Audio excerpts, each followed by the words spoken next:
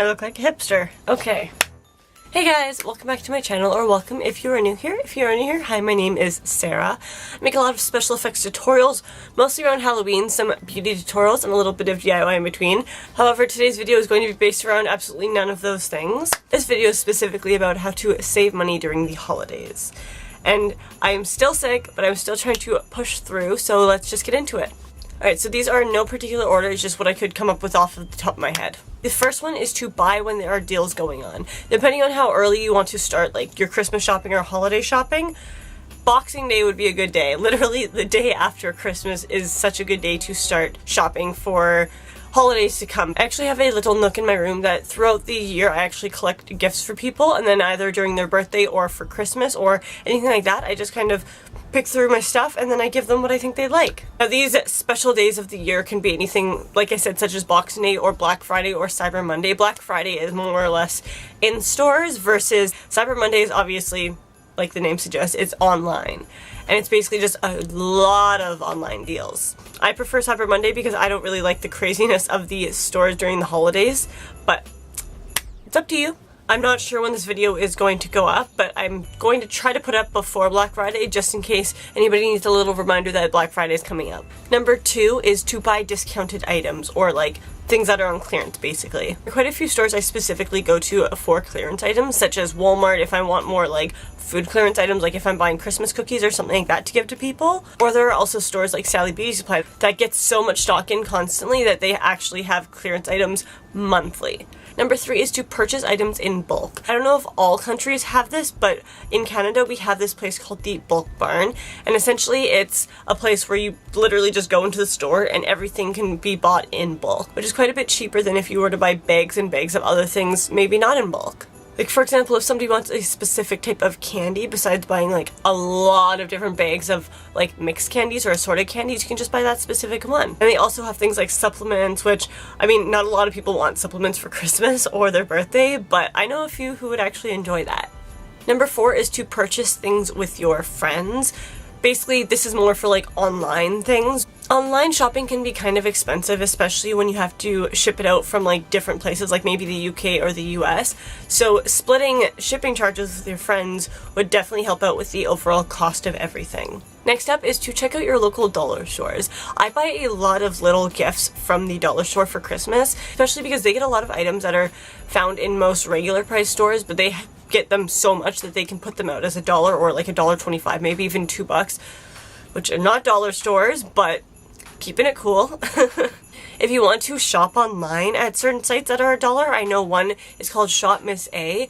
Everything, depending on where you live, is $1. However, in Canada, I think it's like $1.25 for everything, but that's still super cheap. Or if you reside in the UK, sites such as Everything £5 is a really good one. Another way to even make that cheaper is to apply my last point, which is shop on sites like Shop Miss A, and then again, split the shipping charges with your friends. I also get a lot of my DIY supplies, which I will get into in just a moment as well, but you get a lot of that from the dollar store. So the dollar store has a ton of stuff, especially with stocking stuffers, because you're not going to want to buy a big gift for a stocking stuffer when you can just buy like little sample sizes and whatnot, right? Which, again, I will get into in just a moment. My next point is do your research. Sometimes you can find cheaper stuff in stores versus online, or vice versa. So just do your research on items. Obviously you can't do this if it's like a last minute Christmas present or like maybe a Secret Santa or something like that, but do your research as far in advance as possible so you're spending the least amount of money, if that's what you're going for, which obviously you probably are if you're watching this video. Next up is checking out outlet or warehouse stores. So I know places like Marshall's or Ardene's or Ardennes, whatever way you want to call it, or secondary stores where companies have lower prices if you buy more in bulk, like places that have stuff like 5 for $10, so it's literally like $2 each if you buy in bulk. Or when they have like 70 and 50% off, so if something was originally maybe $100, you're getting it for $50, which, I mean, it's still a little bit iffy because some of the prices are still pretty up there, but it's a lot cheaper in those kind of stores than it would be in the regular price stores, obviously. Another online store that I really like to shop on for discounted items is called Glambot. That's more obviously for makeup, but it is a store that people send their gently used makeup to, and then they're going to sanitize it and then they sell it for cheaper. Which, I mean, that's not everybody's forte to use used makeup, but I mean, I don't mind. Also, some stores do use competitive pricing.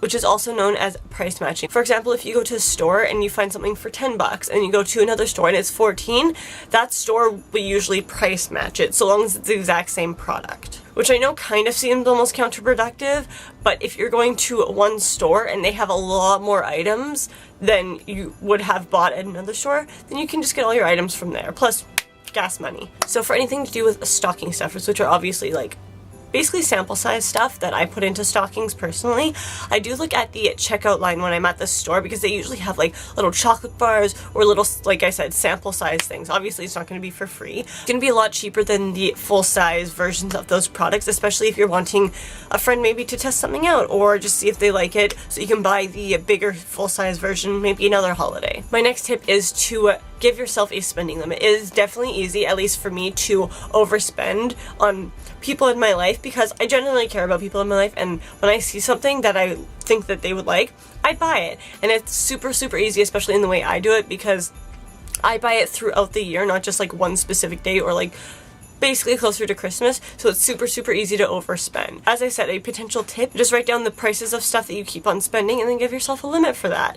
Or if you don't buy it throughout the year, just give yourself a limit of each person, maybe 50 bucks or 100 bucks or something like that. My next tip is, if you do know what they want, make a list and check it twice. This kind of went with the last tip. If someone's made you a wish list, or maybe something like a potential video I'll be doing before Christmas in the future, make a list of everything that you want to buy for people, and then if you go into the store, maybe recognize one of the items from the list, just bring up the list, make sure it's on there, and then check it off.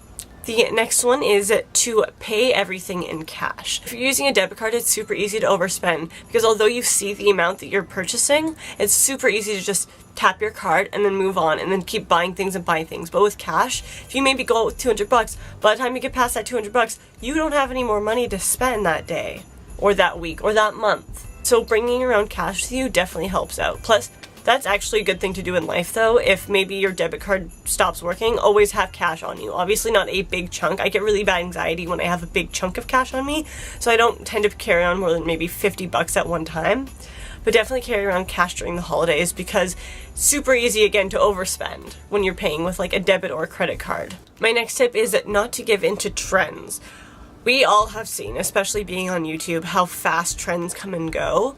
So unless someone has specifically asked me for something that is trendy, I usually won't really give into the trends, especially because stuff that's trendy is usually pretty damn expensive compared to like normal price things. And if you are going to buy something that's trendy, maybe just wait a little bit until it goes on clearance, which takes me back to one of my old tips that will almost no doubtably come back into trend because that's what trends do. We recycle them and recycle them and recycle them. My next tip is to DIY. If you can DIY something, that's obviously going to be cheaper in the long run than if you bought it at a store, or if you want to DIY a few things, like maybe make erasers or something, I don't know. But if you can DIY it for a lot cheaper, I would. Plus it's going to be a lot more personal because you made it. So maybe make something for your mom or your dad or anybody with your family or even any friends. I bet they would really appreciate it more if you made it versus if you bought it. Although presents in general, people usually tend to appreciate anyways. So my next tip is to possibly, if you have like a bigger family or a bigger group of friends that know each other, then maybe just like having them all over the globe, maybe do something like a Secret Santa and have a spending limit. Again, back to that tip, have a spending limit on how much you are going to be spending each on whatever present you want. My next tip is don't buy something on sale just because it's on sale. Although it sounds counterproductive, things that are on sale can still add up. So if you wouldn't buy something at full price, so maybe $100, don't buy it just because it's on sale at $45. My next tip is get started on Christmas shopping as early as possible. It's definitely nice, at least for me, to avoid the Christmas like parading around the store that everybody does. It gets really crazy, especially like just before Christmas or Boxing Day or days like that. So like I just keep saying and saying, I sound like a broken record, but I have a little nook in my room that I just keep presents in throughout the year so I don't have to deal with the craziness that Christmas comes along with. And my last tip is actually a little bit of a weirder one, but if you can take more shifts at work, do it. So long as you can actually keep your sanity intact and like your mental health and everything, take as many shifts as you'd like. It's going to stop you from spending more money, but it's also going to get you more money because you're going to have more hours at work. But again, always focus on your mental health over anything. I've had quite a few jobs where I've taken hours and my mental health and physical health, as you can tell, has actually decreased. So obviously make sure that it's going to be good for you, but if you can take extra hours at work, why not? You're gonna make money and you're gonna spend less money. But those, I need to stop clapping. Those are my tips and tricks for saving money during the holidays. Hope you guys found this video helpful, and if you did, and you want to, give it a thumbs up, and if you haven't subscribed already, just do that down below. And I'll see you guys in my next video. Bye guys.